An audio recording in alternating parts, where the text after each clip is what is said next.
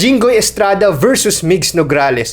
Harutan sa Senado issue. So ngayon dad, trending si Senator Jinggoy Estrada kasi tinatanong niya itong isang Gilas Pilipinas female basketball player na puti ang kanyang lahi na medyo may itsura para sa kanila. Tinatanong niya kung meron daw siya isang Filipino boyfriend. Anong sinabi nung babaeng ito na wala daw, bigla niyang biniro, pwede ba mag-apply itong si Senator Kiko Pangilinan? Ay, sorry kay Sharon Cuneta daw kasi may asawa na si Kiko Pangilinan. Pero marami mga nagsasabi sa comment section, baka siya yung gusto mag-apply, ginagamit lang niya yung kasama niya na, ay, ito gusto mag-apply pero hindi pala pwede, baka siya daw. Anyway, ngayon naman, kinontra ni Attorney Migs Nograles, isang former congresswoman na napaka-disheartening daw itong ginawa ni Senator Jinggoy Estrada kasi bakit daw ganun yung klase ng mga tanungan sa Senado.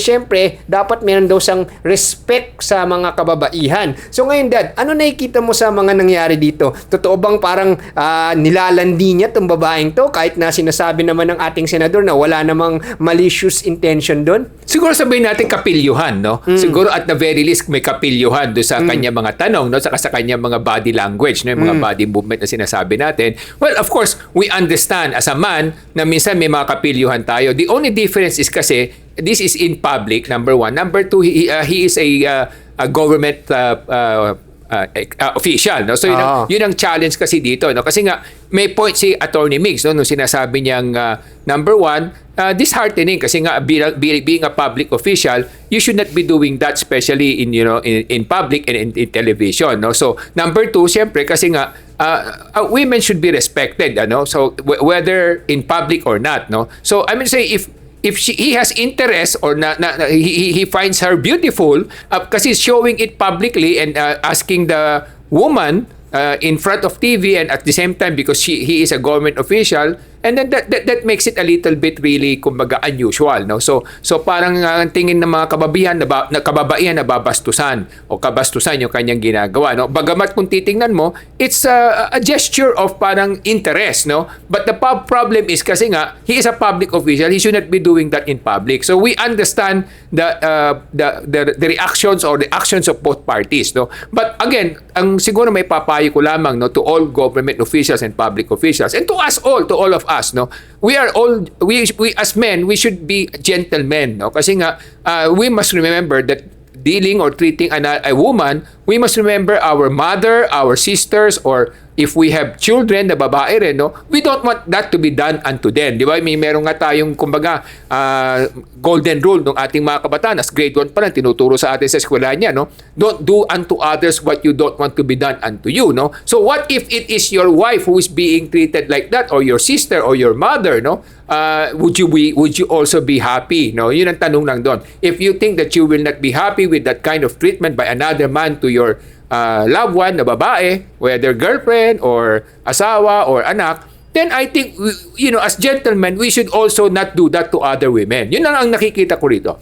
Siguro dad, masasabi ko na hindi to simpleng kapilyuhan lamang kasi kung kinontinue mo yung kanyang parang questioning kay Elizabeth Means, yung Gilas Pilipinas na basketball player, tinanong rin niya to kung may mga iba ka bang mga Pilipino o Tagalog words na alam kasi mayroon akong masasabi na maganda ka. So, masasabi ko, I think medyo malandi na talaga yung mga wording na yun kahit na sinasabi niyang example yung word na yun. And I think it's not just disrespectful to Miss Means, pero disrespectful rin yun sa asawa mismo ni Jinggoy Estrada kasi correct me if I'm wrong, I think he's still with his wife naman. So to do that on national television na parang ninalandi mo ang isang babae kung ikaw ay married and ikaw ay isang government official, and even wala kang sense yung paglalandi dun sa hearing na yun kasi it was supposed to be, yung hearing na yun was about asking her experience naturalizing dito sa Pilipinas and how her life is sa Philippines. Tapos ngayon, ginawa niya parang landi session.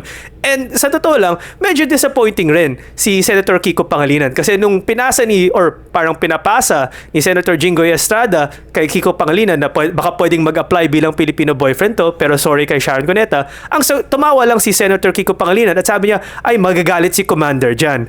Ngayon, I really don't feel like this is a very professional thing even for Kiko Pangilinan to have done. Kasi I think what Kiko Pangilinan should have done, if he wanted to remain professional, is he should have immediately shut this down and not treated it as a joke parang ginawa nila na parang frat sila na they're joking around na kung pwede sila manlandi sa isang babae even though they're both married. So, do you think that even Kiko Pangilinan was in the wrong there? Or do you think that it's excusable that he's supposed to play along and be parang fraternal with his fellow senator? Well, kasi yun na nga sinasabi natin, no? Once you're a public official kasi, and as a gentleman, at least you should be able to manage yourself, no, or emotions or your interests or your desires, no? Kasi lahat naman tayo nate-tempt, no? Hindi naman natin pwede sabihin na hindi nate-tempt. Siguro nagandahan sila, so nagkaroon ng parang temptation, na akit sila, no? So there is some form of attraction. But again, as I have said, no, being a gentleman, you should hold that to yourself, no? So kasi nga hindi maganda yung tingin, no? And katulad sinabi ko, I will go back to the golden rule, no? What if that will be done unto their loved ones or to their kids na babae, if they will feel very dissatisfied or disheartened with that, then they should also reflect that towards others, no? Kasi nga yun ang problema. We understand that temptations are around, but the challenge there is that you should not fall into that temptation. You must manage yourself, no? Hindi naman tayo perfecto, so I do not want to be hypocrite also, no? So I understand as a man how come they said that, but the problem here is because one, they are public official, and second, they have done that in TV, television, and third, as gentlemen, they should reserve that to themselves instead of expressing that openly. And siguro, unless na siguro na available sila, binata sila, and then they're not doing that in public, they're interested with the woman, then maybe they can express that. But the question nga is, they're both married, number one, and then they're in public, and then number three, they're public officials. So yun ang medyo kaya hindi natin din madi-discount yung sentiment at feelings ng mga kababaihan sa nakita nila. That's why they are very disheartened, disappointed with what they saw. Because we understand, no? Kasi parang sinasabi nga natin na parang the way they treated the woman is parang merong sinasabi ng iba, parang misogyny, no? Misogynistic attitude na sinasabi, no? Dahil parang you're taking advantage, being the stronger gender, parang you're taking advantage of the weaker gender. That was public official ka pa, so you're in a high power position and you're treating somebody who's an ordinary citizen the way they reacted. So we understand the sentiment of the women's sector, and at the same time, we would like to remind everybody else to be kumbaga reminded of the golden rule. Don't do unto others what you don't want to be done unto you. May mga nagtatanong naman, Dad, sa comment section. Ito, kinukumpara nila sa mga everyday na mga na-experience nila. Kasi parang nakita nila na parang galawang pare-pare lang daw yung nangyari. Pero hindi sila sure kung sino ba talaga ang interesado. Kasi in the forefront, nagmukhang parang wingman si Jinggoy Estrada. Kunwari, siya yung nagtatanong kung may Filipino boyfriend na to. Tapos mamaya biglang nire-recommenda niya yung kasama niya na si Senator Kiko Pangilinan. Sinasabi na ibang tao, minsan, nahihiya yung taong nagtatanong. Kunwari, itong kaibigan ko yung interesado, pero sino ba talaga interesado? Siya o yung kaibigan? Anong analysis mo dito, Dad? Well, sa akin tingin, dahil napanood ko rin naman yun, tingin ko nagbibiruan lang. No? Parang they were just joking with each other. Kumbaga, they were just trying to have a light moment. No? So that's what I see. No? So parang nakikita ko, nagbibiruan. They were having a light moment. But siyempre, of course, the problem here is kasi nga, number one, it's in public, it's in TV, and second, they're government officials. So yun ang challenge kasi dito. But I think, the way I see it, the way their body was moving is basically it was a light moment for them. Parang they were just trying to kumbaga shake off siguro some stress, no? But it was just done in public and it was done out of context. Now, no? talking about other people, no, yung mga barka-barkada na tinatanong ng mga tao, paano kung ganun din daw yung nangyari na sinasabi ng na isang tao sa isang babae, may boyfriend ka ba kasi interesado tong kaibigan ko. Nagtatanong sila, sino ba talaga interesado? Yung taong nagtanong o yung nirereto ng tao? Minsan nakakalito daw eh. Based on my experience, parehong interesado. Okay. Sa experience ko kasi the mere fact na sinasabi niya yun, pwedeng kung hindi gusto ng kaibigan ko, pwedeng ako rin, ano? O pwedeng kung gusto niya, pwedeng ako rin. Something like that. O kung sino magustuhan mo sa amin. Normally, ganun yun eh. Pag nagtanong ang lalaki ng ganun, parang clickbait ang tawag doon, no? Ang tawag doon clickbait, no? So, naintindihan naman natin 'yan. Pero in fairness, no, I don't want to be a hypocrite, but in fairness, what I saw is parang they were just joking each other, no? It was just a light moment na because maybe out of stress or out of the kumbaga rigors of being a senator na palaging seryoso, kaya siguro they are trying to have a light moment, but it's just that it was done out of taste lang. Yun ang tingin ko.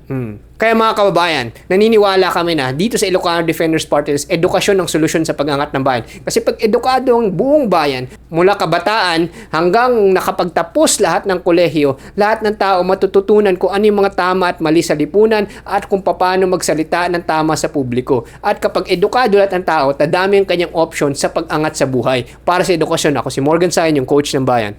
Ang kailangan ng Pilipinas ay professional leaders sa ating gobyerno. Kaya kung gusto natin ng better leaders, kailangan natin itaas ang antas ng edukasyon ng buong Pilipinas. Kaya ang layunin ng Ilocano Defenders Party List ay itaas ang antas ng edukasyon para gumanda ang mga oportunidad ng kabataan at gumanda rin at gumaling ang ating mga leaders. Ako po ay si Solomon Sayang, ang inyong kuya ng bayan. Ang paninindigan namin sa Ilocano Defenders Party List ay sinasabi nga natin na kung ayaw nyong gawin sa inyo, huwag nyong gawin sa iba. Yan yung golden rule. Don't do unto others what you don't want others what you don't want to be done to you, no? So yun ang sinasabi namin, no, na kinakailangan meron tayong paninindigan, meron tayong prinsipyo, meron tayong direksyon na patutunguhan para magkaroon ng mas tiwasay na kinabukasan ng ating sambayanan. Ako po si Michael Sain, yung dad ng bayan.